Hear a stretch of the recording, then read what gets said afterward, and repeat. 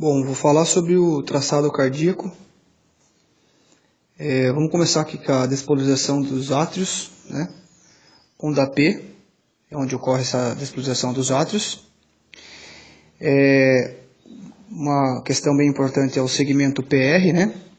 Tempo de passagem do estímulo do nodo sinoatrial para o nodo atrioventricular. Ele segura, o nodo atrioventricular, ele segura um pouco esse estímulo para soltar. Então, para não contrair junto, ele passa a informação do nodo sinoatrial e passa para o atrioventricular. E o atrioventricular dá uma segurada para ter a contração. É feito pelos feixes intermodais e feixes de Beckham. Falando agora sobre os feixes, o nodo sinoatrial aqui, né? Aqui são os feixes intermodais e o de Beckham é Beckman, né? A gente fala. Ele vai para o coração, para o lado esquerdo do coração. Bom, aqui é o nodo atrioventricular, né? E aqui são os feixes de His, que vão até aqui embaixo, a base do coração aqui. E a partir daqui são as fibras de Purkinje. Voltando aqui ao traçado cardíaco, tá? Isso daqui dá para dar uma lida com mais calma, mas são cada trecho do QRS, tá? Então tem trechos aqui, não é tão de grande importância, eu acho que mais o complexo mesmo, o QRS. Bom, a despolarização dos ventrículos. Então aqui acontece a despolarização, tá? A parte elétrica, e na verdade a parte contrátil, acontece no segmento ST. Tá? Vamos lá, segmento ST, contração do ventrículo e bombeamento do sangue. Então está separando aqui um pouco a parte elétrica acontece aqui, tá? E a parte mecânica acontece aqui, não vamos confundir. O importante aqui para a gente é a parte elétrica, então considerando a despolarização no QRS. A repolarização, e nesse instante aqui do QRS, né, tem a despolarização do átrio, né? E vai precisar ele repolarizar. E a repolarização dele acontece junto com a despolarização do ventrículo. Então ele acaba não aparecendo aqui no traçado. Bom, agora a onda T nada mais é do que a repolarização dos ventrículos antes da diástole. Então acontece a repolarização, a parte elétrica, que é o importante para a gente aqui, e aqui acontece o relaxamento, na verdade, que é a parte mecânica, né? Só para a gente entender aqui. Bom, o importante é dizer que o coração bate de cima para baixo, da direita para a esquerda. Bom, falando um pouco mais aqui agora do traçado cardíaco, né? Existem monitores que eles mostram em verde, que é o caso desse daqui, tá? O traçado em verde e o número em verde, tá? Nesse caso, quando o traçado e o número são verdes, ele está mensurando o batimento cardíaco, frequência de batimento, tá?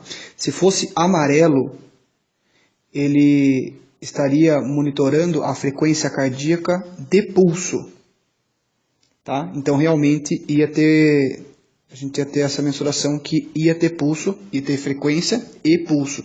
Nesse caso aqui ele pode ter essa frequência aqui, esse traçado, e pode não ter pulso. Então, no caso deste daqui, a gente precisa fazer a mensuração aí no pulso femoral do animal. Bom, aqui é saturação parcial de oxigênio, tá? Que dá uma curva pletismográfica, que nada mais é pletismográfica, é uma curva de pressão. Tá? Aqui também dá a curva pletismográfica, todas essas curvas são pletismográficas, que é curva de pressão. Então, aqui é a pressão cardíaca, né? Então, a pressão aqui pode ser invasiva ou não, né? Aqui embaixo não é a pressão arterial não invasiva. Então, aqui, ó, né, seria 12/8, né? Desse que está mostrando aqui.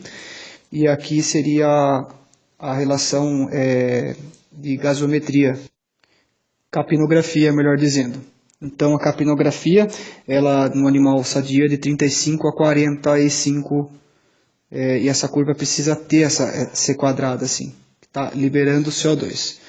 Vamos analisar aqui. Aqui é a frequência respiratória do animal, né? E aqui a gente consegue fazer algumas avaliações. Aqui é a temperatura. Aqui a gente consegue fazer algumas avaliações aqui nessa curva pletismográfica, né? Aqui a incisura de crota, né? Aqui a força de contração. Aqui quanto tempo foi a contração, e aqui a incisura, né? Lembrando que a incisura de crota, quanto mais para cima, mais vasoconstrito o animal tá. Quanto mais para baixo, mais vasodilatado ele tá. E o ideal seria essa incisura de crota estar no terço médio, que seria mais ou menos aqui. E a incisura de crota nada mais é do que o fechamento da válvula aórtica. Então, vamos lá retomar. Força de contração. E aqui, ó, volume sanguíneo. Então, quanto mais afastado tiver esse traço desse daqui, tiver maior aqui, mais volume sanguíneo tiver. Se isso aqui tiver mais apertado, menos volume de ejeção tem o animal. Então, dá pra gente saber quando que faz o fechamento da válvula aórtica. Bom, todo sangue chega no coração através de veias. E todo sangue sai do coração através de artérias. Então, veias e artérias, né? Veias e artérias. Essa é a conclusão que nós temos, né? Então, de sangue venoso e sangue arterial. Até porque não são todas sangue arterial não está sangue arterial pode ter sangue arterial com sangue venoso, né? Digo. Melhor dizendo, pode ter sangue, um sangue ser rico em oxigênio e estar em veia, né, que é no caso da veia pulmonar. Então, não dá para falar que todo sangue rico em oxigênio está na artéria e todo sangue pobre em oxigênio está em veia. Não podemos ter essa conclusão. Bom, continuando aqui, uma conclusão importante é assim, quem comanda a contração, né, a despolarização do coração é o lado direito do coração. Porém, é o ventrículo esquerdo que irrita o lado direito. Como que é feito isso? Quando é feita a contração do ventrículo, né, logo em seguida ele tem o relaxamento. Quando tem o relaxamento do ventrículo esquerdo, ele suga 70% do sangue do átrio. Ele suga. Quando ele não consegue sugar mais, consegue sugar mais, ele puxa, ele como se fosse murchar essa bexiga. E quando ele murcha vamos chamar assim, essa área aqui, que é o átrio direito, átrio esquerdo, ele irrita a parede muscular. E isso causa uma alteração, que é uma irritação, que faz o nodo sinoatrial contrair. Então, 70% ele suga, ele murcha a parede do átrio esquerdo, e esse processo de murchar irrita essa parede do átrio, que pelos feixes de Bachmann, ele manda essa informação aqui para o átrio direito, e daí ele tem essa despolarização. Concluindo então que o ventrículo esquerdo acaba irritando o átrio esquerdo, que esse passa informação para o átrio direito. E esse átrio direito acontece a despolarização, que acontece daí a contração atrial. E daí a contração atrial, ele segura um pouco para não contrair o átrio com o ventrículo junto. O nodo atrioventricular segura essa informação e depois libera para os feixes de His e fibras de Purkinje. Então, contrai átrio e o intervalinho, ele faz um intervalo aqui, o nodo atrioventricular, e depois contrai o ventrículo. Então, é de cima para baixo, da direita para a esquerda a contração. Bom, voltando ao assunto aqui da parte de estímulo cardíaco, quem que estimula? Então, aqui acontece aqui acontece a repolarização ventricular, ou seja, a diástole mecânica está acontecendo aqui. Aqui acontece o que? Ela suga todo o sangue do átrio esquerdo, irritando a parede desse átrio, que passa informação para o átrio direito, e aí acontece a despolarização atrial.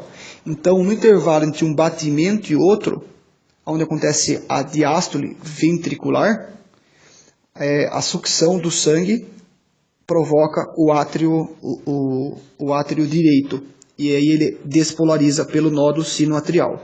Então acontece bem no intervalo entre um batimento e outro. Então no relaxamento ventricular acontece essa irritação no átrio. Então quando acontece essa sucção aqui, ó, o próprio ato de começar a diástole, ele fecha a válvula aórtica para não ter refluxo, né? Ele fecha aqui e a válvula mitral, aqui, a válvula mitral, ela está aberta, porque como é que ele vai sugar? Ele precisa ter, né, uma abertura de comunicação entre o átrio e o ventrículo. Então ele vai fazer, para fazer essa sucção, essa válvula, ela precisa estar aberta, e essa daqui, né, que é a aórtica, precisa estar fechada. Bom, por que todo o sangue, por que ele está no, o nódo sinoatrial está no lado direito do coração? Porque é o lado que recebe o sangue rico em CO2. Então ele precisa ser jogado para os pulmões para regular também a questão ácido básica do sangue, ácido base do sangue, tá? Para não ter alcalose nem acidose. Então ele precisa primeiro funcionar esse lado para que o sangue rico em oxigênio volte pelas veias pulmonares, né? E cai no lado esquerdo do coração. Bom, como foi falado, 70% do sangue é sugado pelo ventrículo e 30% é injetado do átrio para o ventrículo pelo átrio. Então, assim, a não contração dos átrios não é comum, não é normal, é uma alteração, mas não causa a morte. Não causa morte, porque ele vai ter ele vai só deixar mais difícil o débito cardíaco, porque 70% vai faltar 30%. Então o débito cardíaco vai ter que compensar esse 30% que não estaria sendo ejetado pelo átrio, e ele só vai conseguir ejetar 70% esse ventrículo, então ele possivelmente vai aumentar a frequência cardíaca. Então é compatível com a vida não ter essa alteração aqui no caso a falta da onda P. Então, não ter a onda P é compatível com a vida. É uma alteração, mas essa alteração é compatível com a vida porque aqui ele resolve 70% do volume de ejeção. Concluindo, então, o coração ele tem um ciclo contínuo, porque depois do primeiro batimento cardíaco, ele vai sempre irritar, porque ele vai bater e vai ejetar o sangue para a aorta, e daí depois ele vai fazer o quê? Ele vai sugar o átrio, e esse sugar o átrio vai irritar esse átrio, né, que vai passar essa informação para o átrio direito, que daí vai contrair, vai alterar essa permeabilidade celular aqui, né? Então, potencial de membrana aqui, então vai disparar esse impulso elétrico. Então é um ciclo contínuo. Então bateu uma vez, esse aqui vai ejetar, que daí esse aqui o ventrículo esquerdo vai sugar, que vai irritar, e irritando que ele vai disparar. E assim vai, é um ciclo contínuo. Concluindo então precisa ter o relaxamento ventricular, tá, que ocorre aqui, essa aqui é a repolarização dele, ou seja, a diástole mecânica acontece aqui, para ter essa irritação no P. Então se o ventrículo não relaxar, ele não irrita o átrio, que não ocorre a onda P, ou seja, a contração atrial. Ocorrendo essa situação, o que acontece? Quem assume é o nódo atrioventricular. Voltando aqui, então assim, não tendo a sucção aqui, não vai ter irritação desse cara aqui, ó, do nódo sinoatrial. Aí, quem vai assumir essa despolarização aqui, essa parte elétrica, vai ser o nódo atrioventricular.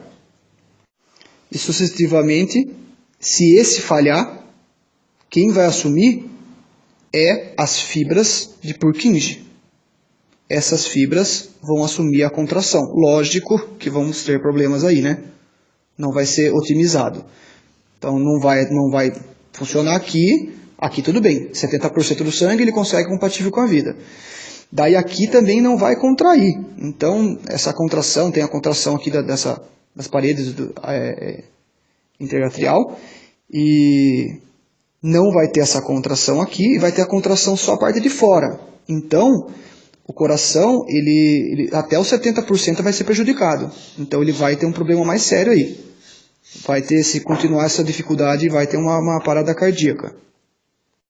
E um modo de compensar isso daí, né, é a frequência cardíaca. Já que não está injetando nem 70%, porque daqui, se for isso aqui, ele injeta 70%, ok. Mas se não estiver funcionando desses dois aqui, se estiver só na fibra de Purkinje, já não dá 70%.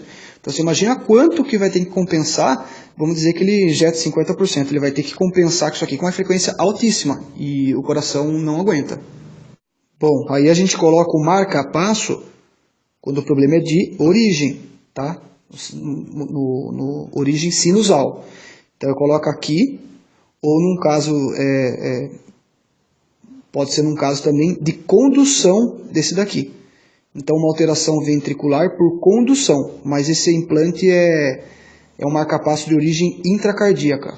Então assim, geralmente é tratado com medicamento. Tá? E o medicamento, nesse caso, é um beta-bloqueador, se o caso for nódo sinoatrial, tá? Não for sinusal. Se for nódo sinoatrial, a gente, de vez em fazer, porque é um implante intracardíaco, então nós evitamos e usamos o beta-bloqueador, normalmente o atenolol. Lembrando aqui mais uma vez, né, que isso daqui está muito bonito, e como no caso é a verde, a linha verde e o número verde, ele está só vendo se tem alteração elétrica. Então necessariamente pode não ter pulso, ele pode ter a parte cardíaca elétrica e não ter pulso. Então nesse caso aqui precisamos ter ter a aferição do pulso femoral do animal, pois o animal pode estar sofrendo de atividade elétrica sem pulso. Em animais de grande porte, esse intervalo aqui, ó, de relaxamento, ele é maior. Bom, corrigindo aqui a colocação, na verdade é esse intervalo ST que ele é aumentado, que é a contração. Então o equídeo, ele tem um coração maior, então a contração leva mais tempo para ser realizada. É o caso também de um cardiopata, um cachorro cardiopata com cardiomiopatia dilatada. Então o tempo, ou seja, o S e o início do T, que é onde acontece a contração mecânica, é maior.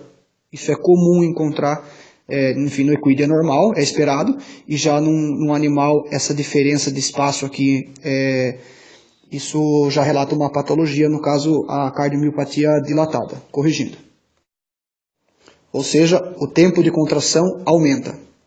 Bom, aqui a gente precisa responder 4 perguntas, né?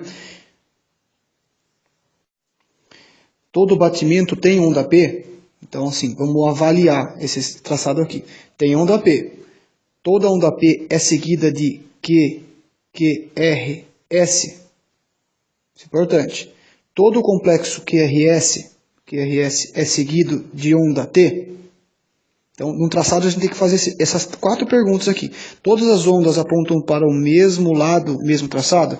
Assim, não é o mesmo lado, mas assim, o lado do traçado normal. Então, o traçado normal é essa aqui aponta para cima, essa aponta para baixo, né, que é o S, e o T aponta para cima. Então tem que ter essa configuração aqui. Bom, o que é o ritmo sinusal? Ritmo sinusal é todo ritmo que inicia com a onda P e está apontada para o mesmo lado. Então assim, viu lá no traçado, começou com P, é ritmo sinusal. O que é? Ritmo normal. Tá? Seria normocardia sinusal. Mas como não usa esse termo, a gente usa ritmo sinusal, que inicia com o P. Bom, vamos dar um exemplo aqui, que o animal, aqui ele está, ó, onda P, daí aqui, ó, QRS e onda T, P. O que seria isso daqui, um próximo do outro? seria sinusal, mas seria um perto do outro, seria taquicardia sinusal. Porque um complexo está perto do outro, porém tem o P. Se tem o P, é sinusal. Se está muito próximo, é uma taquicardia. Lógico que a gente precisa saber se é taquicardia ou não, tem que saber a espécie do animal. Então, tem animal, tipo um passarinho, vai ter, isso aqui vai ser o normal dele, ou até bradicárdico. Mas a gente tem, claro, uma noção do animal que a gente está avaliando, e, enfim, a proximidade ou não, e a avaliação é feita com isso daí. Mais próximo é um ataque cardíaco, né? E daí você precisa classificar se é sinusal ou se não é. Então, aqui no caso tem o P, então é sinusal. Bom, agora a gente vai falar agora um pouco sobre bloqueio atrioventricular. Quem que faz a contração do atrioventricular é o nódo atrioventricular. Tá? Então, se tem um bloqueio atrioventricular, é alguma alteração aqui nesse nódo. Bom, já falando do bloqueio de atrioventricular de primeiro grau, o que é esse bloqueio? Nada mais é do que o aumento desse segmento PR. Então, isso aqui vai estar mais espaçado. Então, esse QRS vai ser jogado para a direita. Esse intervalo vai aumentar. Esse é o bloqueio atrioventricular de primeiro grau. Bom, vamos lá. Então, aqui seria uma frequência cardíaca normal, né? Vamos ter como normal. E o que é o bloqueio? O bloqueio é exatamente isso daqui, ó. Esse aqui é o intervalo PR. PR. Esse é o intervalo PR. Então, esse aqui está aumentado perto desse. Olha o tamanho desse aqui, ó, bem pequeno. Deixa eu trocar aqui a caneta. Isso. Então, aqui, ó, esse intervalo é muito pequeno. Tá? Esse é o intervalo, vamos chamar de intervalo normal. Então, esse aumento aqui do intervalo é um bloqueio atrioventricular. Está segurando demais o nódo atrioventricular, está segurando demais a informação para passar. Então está fazendo contração atrial, espera um tempão, contração ventricular. E tem que ser uma coisa, né? Contração ventricular, depois contração atrial, depois contração ventricular. Senão fica muito, perde o ritmo, né? Por isso que é uma arritmia. Então aqui é o intervalo entre um batimento e outro, né? Entre batimentos, aqui ó, entre batimentos, e aqui seria de novo o intervalo PR. Bom, aqui, ó, lembrando aqui, ó, esse é o intervalo, né, o segmento PR.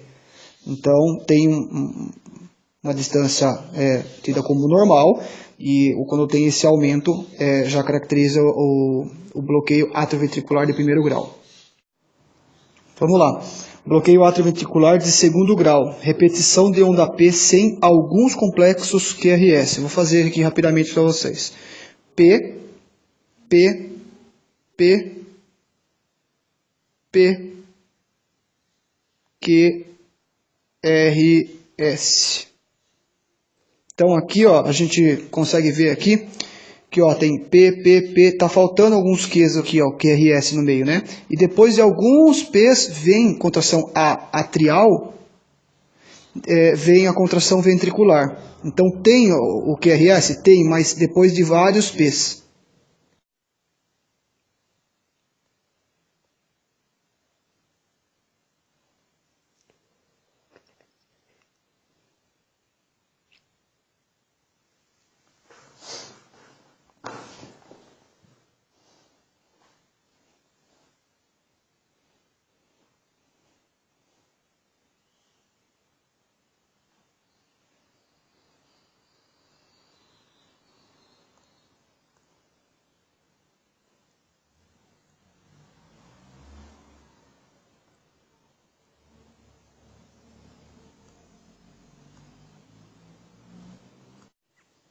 Bom, concluindo o desenho aqui, tá? A gente vê aqui o primeiro grau, né? Que é um P e um intervalo PR grande e o complexo QRST. Então tem o conjunto todo, só tem um problema aqui nesse intervalo aqui, tá? Problema de interpretação aí do nódo atrioventricular. Todos eles são problema do nódo atrioventricular. Aqui é o do segundo grau, o que é? P, ou seja, ele segura, ela esquece de reenviar o estímulo pro ventrículo. E de repente o ventrículo vai lá e contrai.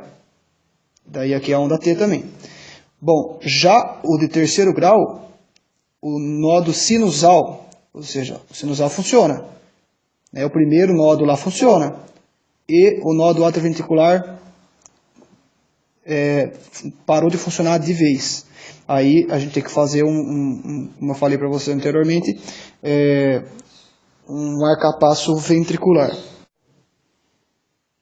Bom, como anteriormente eu falei, existe o problema de ter alteração aqui no nódulo sinoatrial, depois alteração do átrio ventricular, e daí as fibras de Purkinje, elas fazem a contração.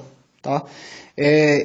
Isso é chamado, quando elas tomam partido, quando as duas faliram, vamos assim chamar, é chamado de ritmo de escape. Tá? É um mecanismo autoprotetivo, tá? Para o coração não perder a capacidade de despolarização total, de contração. Para não parar o coração, ele toma partido disso daí, né? As fibras de Purkinje. Mas é uma medida protetiva para realmente não ter uma parada cardíaca. Ou seja, gente, se está contraindo aqui embaixo, não está contraindo aqui. Se não está contraindo aqui, não tem onda P, né? Porque a onda P é feita pela despolarização atrial. Aqui também não está contraindo, tá? Não tá emitindo. Porém, ele está contraindo essa parte aqui, o ventrículo, tá? Não efetivamente como se fosse o nódo atrioventricular, mas ele está contraindo aqui. Então ele tem QRS, tá? Mas ele está em bradicardia. Por quê? Porque ele está sendo mal oxigenado. Então, por ser mal oxigenado, essas fibras serem mal oxigenadas e não chegarem os nutrientes suficientes, elas se irritam e se acionam. Ou seja, elas são elas estimulam essa fibra de Purkinje, é estimulada essa fibra de Purkinje, que ela começa a liberar eletricidade. Bom, nessa situação, pode acontecer duas situações, né? Ele vai estar em bradicardia, ele precisa estar em bradicardia para estar em ritmo de escape. E ele pode ter ou não ter pulso. Bom, vamos lá. Caso não tenha, precisa entrar imediatamente, ou seja, ele não está gerando o pulso, que é o importante, que é a função do coração. Daí você entra com massagem cardíaca e adrenalina. Caso tenha pulso, mas precisa ser estimulado essa área aqui, né? Os nódulos, nódo sinusal e nódo atrioventricular. Daí você entra com atropina. Então, assim, não tem pulso, adrenalina, massagem cardíaca. Tem pulso, mas precisa restabelecer o coração. Daí eu entro com atropina. Essa é a grande diferença. Bom, agora eu vou falar sobre a dificuldade de contração ventricular prematura. O que acontece? Ela ou seja, bem o que o nome fala mesmo, prematura, acontece antes da hora. É como se fosse aqui, ó. Aqui está acontecendo aqui está acontecendo o QRS, né? E aqui tem a onda T. De vez em ter a onda T, a gente vai colocar aqui um QRS aqui, ó. QRS. Então, é no lugar errado, no lugar de uma outra onda, ele entra um QRS. Ou seja, normalmente acontece isso em taquicardia. Então, contração ventricular prematura, taquicardia, fica uma perto da outra, fica uma perto da outra, que ela engole uma onda, vamos chamar assim. Então, precisa estar em taquicardia. E ela não é efetiva, porque é uma contração fraca. Então, a gente precisa trabalhar com o medicamento antiarrítmico lidocaína. Concluindo nossa aula, contração ventricular prematura ocorre sempre em taquicardia, complexo QRS engole outra onda T ou P, as duas, despolariza antes da hora, ocorrendo uma contração fraca e ineficiente. É o que ocorre aqui, ó. P, QRS e depois vem o QRS aqui. Bom, resumindo aqui também, ó, ritmo de escape ocorre sempre em bradicardia, é uma medida protetiva do coração e que não para de contrair. Tem pulso, você usa atropina. Não tem pulso, RPC e adrenalina. Recuperação cardiopulmonar e adrenalina.